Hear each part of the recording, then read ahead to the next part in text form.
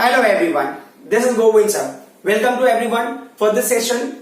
आज के सेशन में हम जो कोई चैप्टर का टॉपिक नहीं कर रहे हैं या हम कोई स्पेसिफिक चीजों को टारगेट नहीं कर रहे हैं। हमारा जो है टारगेट होगा वो होगा एक कॉन्सेप्ट पे बेस्ड होगा। जैसा कि मैंने हर बार आपको बताया है कि I will keep taking 1 or 2 classes where I will keep giving information about those concepts which we need while solving numerical, while solving concepts physics के टर्म में। क्योंकि क्या होता है कि हम ना कॉन्सेप्ट हमें पता होता है but how to do numerical, how to do calculation, कभी कभी हम उसमें क्या कर जाते हैं, कंफ्यूज कर जाते हैं। फॉर एग्जाम्पल कि हमें ना लॉग लेने अगर नहीं आता है तो there are lots of things which we can't solve, ठीक है। और वैसे ही कि हमें कहीं पे एंगल का कन्वर्जन का बहुत इंपॉर्टेंस होता है। लाइक ना साइन 90 प्लस थीटा आया, साइन 180 प्लस थीटा या माइनस थीटा है तो कब कौन सी वैल्यू होगी, वो मैंने क्लासेस ऑलरेडी कंडक्ट करी हुई है, ठीक है। तो आज का जो क्लास है ये है बेसिकली उस टाइप के न्यूमेरिकल के लिए जिसमें हमें ना रेशियोज लेने पड़ते हैं और बहुत सारे क्वांटिटीज है, तो बहुत कंफ्यूजन हो जाता है यानी तो कौन सा वैल्यू ग्रेटर है, स्मॉलर है। उस केसेस में हमें क्या करना चाहिए, कभी कभी क्या होता है कि एक पर्टिकुलर क्वेश्चन है जिसको हम ना बहुत लंबा समझ रहे हैं कि हमारे हिसाब से कैलकुलेशन बहुत लेंदी होगा बट प्रैक्टिकली वो ना बहुत शॉर्ट उसका सोल्यूशन होता है। तो लेट्स सी, तो हमने क्या किया कि यहां पे कोई क्वांटिटी ले रहे हैं, समझो कि क्वांटिटी है x और ये यहां पे इन्होंने वैल्यू है p raise to suppose that कि 2 है, देन q रेज टू q है, ठीक है। फिर आपको अगर लेना है यहाँ पे तो आपने c का वैल्यू ये यहाँ पे ले लो, अंडर रूट c ले लो और ये d ले लो। ऐसा वैल्यू आपने पहले कहीं ना कहीं देखा होगा, ऐसे जस्ट लाइक दैट कोई वैल्यू है, ठीक है। अब इन्होंने क्या बताया है कि ना इन्होंने ना पहले सारे इंफॉर्मेशन दिए है, p का इंफॉर्मेशन है 2 केसेस में, ठीक है। तो केस 1, तो केस 1 में ना p का इंफॉर्मेशन दिया, तो मेरे अजम्पशन के हिसाब से जब मैं फॉर्मूले के टर्म में लिख रहा हूं तो जो पहला p का इंफॉर्मेशन दिया गया केस 1 में वो p1 होगा, जो q का इंफॉर्मेशन दिया गया वो q1 होगा, जो c का इंफॉर्मेशन होगा c1 होगा, जो d का इंफॉर्मेशन होगा उसको d1 लूंगा मैं, ठीक है। सिमिलरली जो सेकेंड केस में इंफॉर्मेशन होगा उसको मैं क्या लूंगा, जो p का फॉर्मूला डिटेल होगा उसको p2 लूंगा, जो q का डिटेल उसको q2 ले लिया, c के डिटेल को c2 ले लिया और d के डिटेल को मैंने d2 ले लिया, ठीक है। अब क्या होता है अगर मुझे इसका रेशियो निकालना होगा, फॉर एग्जांपल तो मैं कैसे लिखूंगा, I will write x1 is equal to ये होगा p1 स्क्वायर, ये होगा q1 upon under root of c1 और ये क्या होगा d1, ठीक है।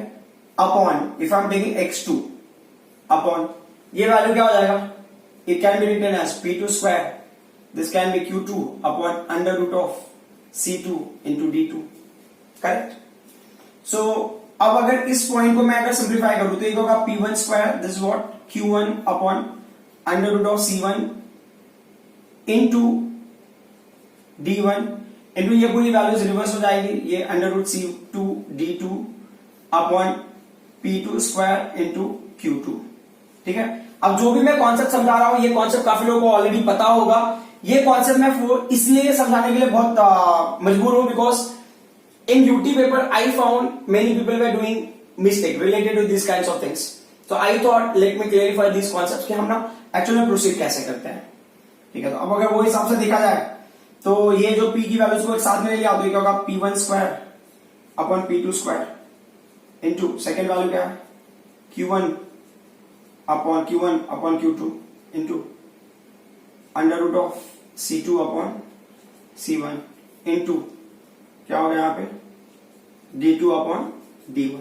अब जो भी वैल्यूज होगा आप वो पुट कर सकते हो, लाइक ना p1 का जो वैल्यू होगा, q1 का जो वैल्यू होगा, c1 का जो वैल्यू होगा, d1 का जो वैल्यू होगा, p2 का, q2 का, c2 का, d2 का, ठीक है।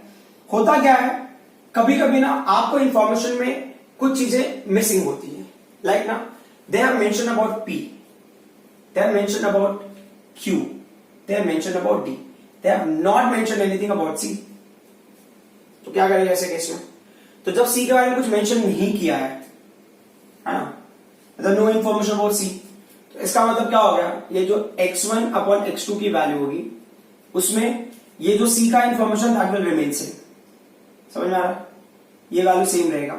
जब ये वैल्यू सेम रहेगा तो एक्चुअल में देखा जाए तो ये वैल्यू क्या होगा, it will cut, it will cancel each other. तो फाइनली हमारा इक्वेशन क्या बनेगा, तो सिर्फ c का वैल्यू मिसिंग रहेगा, तो क्या इक्वेशन बनेगा हमारा p1 square upon p2 square into q1 upon q2 into d2 upon d1। क्यों? क्योंकि c की वैल्यू क्या हो गई है, कैंसिल हो गई है। या आप यहां पे भी मेंशन कर सकते हो, तो जो वैल्यू नहीं मेंशन किया होगा उसको जस्ट उसी टर्म में ले लो। मतलब p का मेंशन किया तो उसको p1 ले लो, q का मेंशन किया तो q1 ले लो, d का मेंशन किया तो d1 ले लो, c का मेंशन नहीं किया तो उसको c ले लो। सेकंड केस में भी सेम होगा। Got it? तो जो वैल्यू चेंज हो रहे हैं सिर्फ उन्हीं का सब्सक्रिप्ट आप चेंज करो, बाकी वैल्यूज को आप वैसे ही रख लो। फॉर एग्जाम्पल अगर आपको याद होगा ना, आपने 10th स्टैंडर्ड में किया है कि मतलब ना मान लो रेजिस्टेंस का formula R is equal to rho into L by A, ठीक है। अब ये बोल रहे हैं कि लेंथ इंक्रीजेस ट्वाइस, है ना, of original length increases twice of original length, stretch करके तो जो एरिया होगा ना दैट विल गेट हाफ। मतलब मैंने क्या किया, तो मेरा नया इक्वेशन क्या बनेगा, देखो रो कांस्टेंट वैल्यू ना, they have not mention anything about rho, तो मैं किसको चेंज करूंगा, सिर्फ लेंथ को चेंज करूंगा, एरिया को चेंज करूंगा और ये ऑटोमेटिकली चेंज हो जाएगा। Correct? Then you take the ratio का फॉर्मेट ऐसे ही जैसा हमने यहां पे किया, है ना, मतलब इस वैल्यू को से डिवाइड कर दो, तो फिर डिवाइड, जैसे यहां पे रो के बारे में मेंशन नहीं किया है तो बहुत सिंपल था ना, r डैश अपॉन r, तो ये क्या होगा, rho into L dash upon ए डैश अपॉन क्या है, रो इंटू एल अपॉन ए, यहां पे रो और रो कैंसिल हो जाएगा, तो r dash upon r is equal to क्या हो गया, l dash a dash into ये पूरी वैल्यू रेसिप्रोकेट हो जाएगी a अपॉन l। करेक्ट? अब देख लो इसमें रो का वैल्यू है ही नहीं, because they have not mention anything about rho, तो मेंशन नहीं किया मतलब उस टर्म में वो वैल्यू क्या रहेगा, कांस्टेंट रहेगा। ठीक है? सो अब अगर मान लो कि मैं एक दूसरा कंडीशन ले लेता हूं कि जैसा भी इन्होंने दिया सेंट्रीपिटल फोर्स का फॉर्मूला है mv स्क्वायर अपॉन r है, ठीक है। अब क्वेश्चन में इन्होंने क्या बोला है, what will be effect on centripetal force if radius of curvature किसका, of road is double, है ना। अब ऐसे क्वेश्चन में लोग बहुत कंफ्यूज हो जाते हैं अब क्या करना है, तो देखो मैं ना दोनों मेथड से सॉल्व कर सकता हूं, I can solve by both methods, मतलब दो मेथड्स, मतलब दूसरा मेथड तो मैंने बताया नहीं है। जो पहला मेथड, जिस मेथड से हमने क्या उसको भी देख लेते हैं। तो मान लो कि जो पहला वाला है ना कंडीशन, ये तो ऐसे ही रहेगा, तो अब जो नया वाला है ना, नया f का वैल्यू, तो इसमें किसके बारे में नहीं मेंशन, इन्होंने सिर्फ किसके बारे में मेंशन किया, रेडियस ऑफ कर्वेचर r के बारे में, तो सिर्फ जो r की वैल्यू है ना वही सिर्फ डैश होगा, बाकी सारी वैल्यूज ऐसे रख लो mv स्क्वायर, तो अगर ये चेंज होगा तो f डैश हो जाएगा। This what equation number 2। तो अगर आपको डिवाइड करना है तो आप डिवाइड कर दो इक्वेशन नंबर 2 को 1 से, what do we get, the new centripetal force upon original centripetal force equal to, ये क्या हो जाएगा, mv स्क्वायर अपॉन क्या होगा, ये r डैश हो गया, अपॉन क्या हो जाएगा, ये mv square upon r, mv square upon mv square cancel हो गया, तो f dash upon f is equal to, ये रेसिप्रोकेट हो जाएगा, तो ये क्या हो जाता है, r अपॉन r डैश हो जाएगा एक्चुअल में। ठीक है, तो लेट्स सी अब क्या हो गया कि अगर आप वैल्यू पुट करते हो तो r की वैल्यू r रहेगी, बट व्हाट्स r डैश का वैल्यू, है ना, जो नया है ना क्वेश्चन के हिसाब से, सो जो नया रेडियस ऑफ कर्वेचर है वो डबल हो गया, बराबर, तो इसको आपने लिख दिया 2r, तो r विल गेट कैंसिल, तो f डैश अपॉन f हो गया equal to 1 upon 2, f dash की वैल्यू क्या हो गया, f अपॉन 2, बराबर।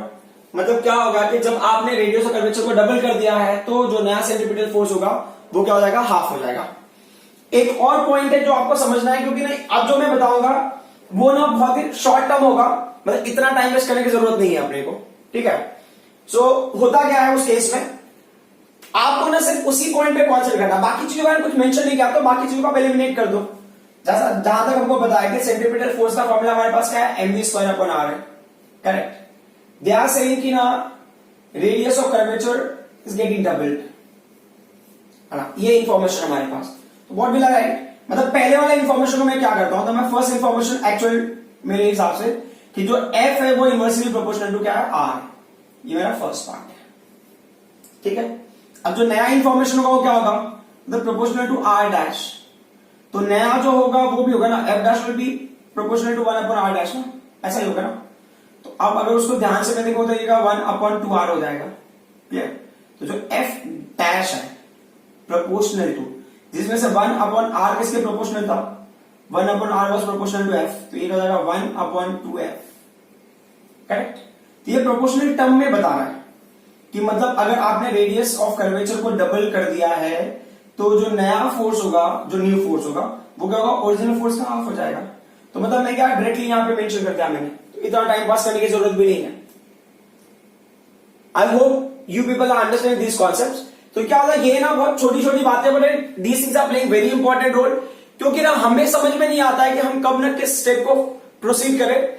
तो होता है ऐसा कि जब भी ना आप आंसर की वगैरह देखते हो तो दैट टाइम यू रियलाइज कि ना हमको कैसे पता चल गया ये चीजें करनी है। तो डिपेंड करता है मार्क्स के ऊपर। अगर 1 मार्क्स के लिए आया है, 2 मार्क्स के लिए आया है, तो you can go like this, ठीक है। अगर 3 मार्क्स के लिए आया, आपको लग रहा है मार्क्स का वेटेज कितना है, समझ में आ रहा है, तो मार्क्स के वेटेज के हिसाब से आप मेथड को क्या करते हो, अडॉप्ट करते हो।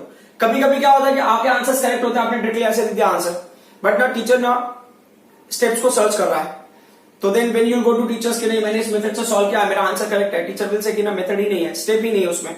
तो स्टेप्स नहीं है मतलब हो सकता है कि आपने ना बहुत ज्यादा शॉर्टकट वे से सॉल्व किया, तो ये शॉर्टकट मेथड हो गया, ठीक है। जहां पे एक पर्टिकुलर टर्म के चेंज होने से मेन टर्म पे क्या फर्क होगा वो जगह हो गया। बट यहां पे क्या करना, मोर देन 1 कंपोनेंट अगर चेंज हो रहा है तो उस केस में ये मेथड ज्यादा बेनिफिशियल होगा। सो आई होप ये बातें आप समझ रहे होंगे। Now will do 1 question. मैं जैसे आपको बता रहा हूं कि हो सकता है शायद आपको ना फॉर्मूले का कॉन्सेप्ट नहीं पता हो, बट ना फॉर्मूला आपको पता है, बस वैसा समझ लो कि ये एक फॉर्मूला है, f is equal to 1/2l under root of t/n, ठीक है। मुझे ना कुछ भी नहीं पता इस फॉर्मूले के बारे में, बस यहां पे जैसे अभी f is frequency, l length है, t टेंशन है, n क्या है, लीनियर मास डेंसिटी है। तो ये जो हो गया ना, changes due to change in material, changes due to change in material, ठीक है। तो कुछ इंफॉर्मेशन मतलब उस टाइम पे आप डिस्कस करोगे तो उस टाइम में तो पता होगा ही ना। एक एग्जांपल ऐसे है, तो टेंशन जो होता है, tension is nothing but a kind of force. तो ये क्या है कि मतलब बेसिकली ये क्या करे, कोई स्प्रिंग है, वो स्प्रिंग के अंदर ना लोड आपने अप्लाई किया है, ठीक है, यहाँ पे पुली सिस्टम टाइप में यहाँ लोड अप्लाई किया और इसके अंदर क्या होता है, लूप जैसा कुछ फॉर्म होता है, वाइब्रेट कर रहे हो आप, उस टाइम का स्टोरी है ये। तो टेंशन का जो फॉर्मूला होगा उसको आप T इक्वल टू mg से भी आप रेक्टिफाई करते, मतलब ये फॉर्मूला होता है T का, ठीक है। अभी if a 2 meter wire, if a 2 meter long wire, okay, gives 100 hertz frequency, ठीक है, कभी 100 hertz frequency when loaded with 1.6 kg, ठीक है। अब क्या बोल रहे हैं, find out length of wire, find out length of wire कब, when loaded with 0.4 kg to give same frequency, ठीक है। इस क्वेश्चन में मैंने मेंशन कर दिया, सेम फ्रीक्वेंसी का मेंशन कर दिया। तो देखो अभी ना ये क्या है, अब ऐसे केस में एक हिसाब से कंपैरिजन टाइप ही हो गया। तो अब जो मुझे समझना है पहले केस में, what ever I am understanding, कि मैंने मान लिया ठीक है, पहले केस में जो लेंथ है वो 2 मीटर होगा, जो फर्स्ट केस में जो फ्रीक्वेंसी है वो कितना हो गया, 100 हर्ट्ज हो गया, ठीक है। और फिर क्या बोला है, लोडेड विद 1.6 kg, मतलब मास का वैल्यू 6 kg होता है, T1 का वैल्यू क्या होगा m1 into g होगा, दैट इज व्हाट 1.6, g का वैल्यू हमने 10 ले लिया, तो कितना होगा ये 16 न्यूटन हो गया, करेक्ट। अब क्या हो गया, जो दूसरे केस में क्या है, find out the length of the wire, मतलब सेकंड केस में लेंथ की वैल्यू आपको निकालनी है।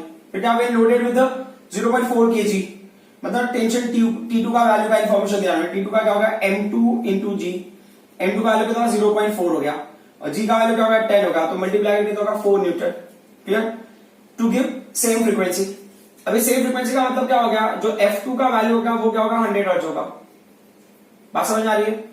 अब ना L2 का वैल्यू कैसे कैलकुलेट करोगे, एक और चीज है इस फॉर्मूले में, देखो फ्रीक्वेंसी के बारे में कुछ ना कुछ मेंशन किया इन्होंने, लेंथ के बारे में कुछ ना कुछ मेंशन किया, टी के बारे में मेंशन किया, एम के बारे में कुछ मेंशन नहीं किया।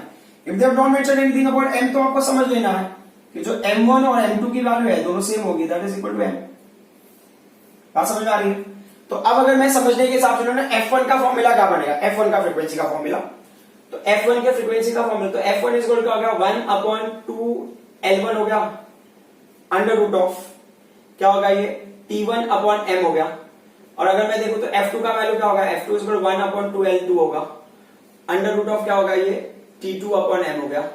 बट इस क्वेश्चन में क्या ना आप लोग डिवाइड कर सकते हो, that option you are having, तो चलो ठीक है, हम डिवीजन वाले मेथड को फॉलो करते हैं, दैट्स बेटर, है ना। F1 upon F2 is equal to 1 upon क्या होगा ये 2L1 अंडर रूट ऑफ क्या होगा ये T1 अपॉन M हो गया, अपॉन क्या होगा ये 1 upon 2L2 under root of क्या होगा T2 अपॉन M हो गया। यहाँ पे M और M कैंसिल हो जाएगा। अब एक हिसाब से देखा तो F1 और F2 की वैल्यू भी कैंसिल होगी, वाई बिकॉज यार फ्रीक्वेंसी सेम ना, है ना, 100 और 100 है, कैंसिल होकर 1 हो जाएगा। तो जब ये 1 हो गया क्रॉस मल्टीप्लिकेशन, तो ये वैल्यू क्या होगा 1, अच्छा ये 2 भी कैंसिल हो जाएगा, तो क्या होगा 1 अपॉन L2, ये क्या अंडर रूट ऑफ T2 है, इस क्या हो गया 1 अपॉन, ये यही पर जाएगा न्यूमरेटर में, 1 upon L1 under root of क्या होगा ये T1 हो गया। अब दोनों साइड में स्क्वायर ले लो, स्क्वायर लोगे तो क्या होगा ये T2 का स्क्वायर अपॉन क्या होगा ये L2 हो गया, सॉरी T2 का स्क्वायर ये T2 अपॉन L2 स्क्वायर हो गया, और ये क्या हो जाएगा T1 अपॉन L1 स्क्वायर हो गया। Got it. आपको निकालना क्या है, आपको वैल्यू निकालनी है L2 की, है ना, नया लेंथ क्या होगा, तो ये होगा L2 स्क्वायर, और यहाँ पे क्या होगा ये T2 अपॉन T1 ना, L2 वहां पे चला गया, T1 यहाँ पे आ गया, इंटू क्या होगा ये L1 स्क्वायर हो गया। तो T2 का वैल्यू कितना है बॉस, T2 का वैल्यू आ गया 0. ये मतलब 4 हो गया, T1 का वैल्यू कितना है 16 हो गया, करेक्ट। L1 का वैल्यू कितना था पहले 2 मीटर था, तो 2 इंटू 2 इज क्या होगा L2 स्क्वायर। तो अब वो हिसाब से अगर देखा जाए तो 4 4 जा 2 2 जा 4 4 जा 16, मतलब ये होगा 16 अपॉन 16 इज क्या होगा L2 स्क्वायर, ये कैंसिल हुआ 1 हो गया। तो अब अगर L2 का वैल्यू निकालना है तो ये क्या होगा 1 मीटर।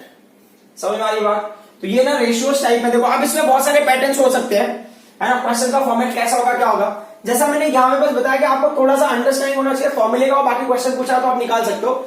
ये पॉइंट इसलिए बहुत इंपॉर्टेंट हो जाता है क्योंकि कॉम्पिटेटिव एग्जाम में बहुत सारे क्वेश्चन इसके ऊपर ही बेस्ड होते हैं, और इस टाइप के क्वेश्चन को आप एप्लीकेशन बेस्ड क्वेश्चन बोल सकते हो। कभी कभी ना ये चीजें ना रेशियो के फॉर्म में दिया होता है, फॉर एग्जाम्पल कि रेशियो ऑफ लेंथ जो क्या 1:2 हो गया, टेंशन का 2:3 हो गया, और लीनियर मास डेंसिटी का मेंशन नहीं किया, तो what is the ratio of the frequency, तो m का वैल्यू वही सेम होगा, फिर कैंसिलेशन। क्या हो सकता है कि टेंशन का मेंशन नहीं किया है, बाकी सारी डिटेल दी है, तो टेंशन सेम होगा, तो m और l का वैल्यू जो भी रेशियो रहेगा उसके हिसाब से आप निकाल सकते हो। सो ये क्वेश्चन का बहुत ही सिंपल होते हैं, बट क्या होता है कि जो मैंने देखा है इस एग्जाम में, आई फाउंड कि many people were not able to solve, तो मुझे थोड़ा सा ऑड लगा, क्योंकि ये कॉन्सेप्ट बहुत सिंपल है, ये अगर आप थोड़ा भी ट्राई करते हो तो आपको समझ में आ जाएगा। So I hope whatever I explain you people understood. Thank you very much.